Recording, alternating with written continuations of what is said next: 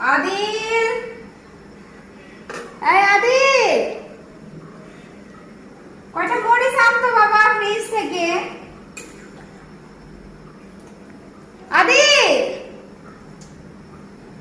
এই ছেলেটা দিয়ে যে কি হবে, শুক্রবার শনিবার একটা ছুটির দিনে যে বাসায় থাকে, আমাকে একটা হেল্প করে না।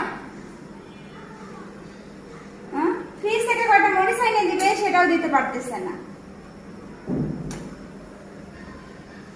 আজ তোর একদিন কি আমার একদিন দাঁড়া। কি করিস রে রুমে?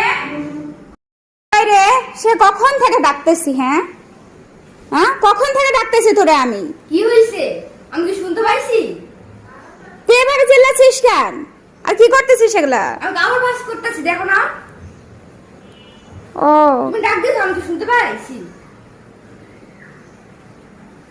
তো কাপড় ভাঁজ করতেছিস না, এটাও তো একটা কাজ।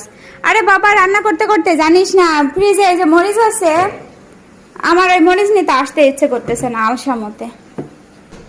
ওরে আমার বাবাটা কাজ করতেছে আর আমার বাবাটাকে আমি বকা দিছি। ওরে আমার কলিজার ধনটা, আমার বাবাটা বড় হয়ে গেছে, আমার কত কাজ করে দেয়। থাকো, আমার রান্না দেরি হচ্ছে।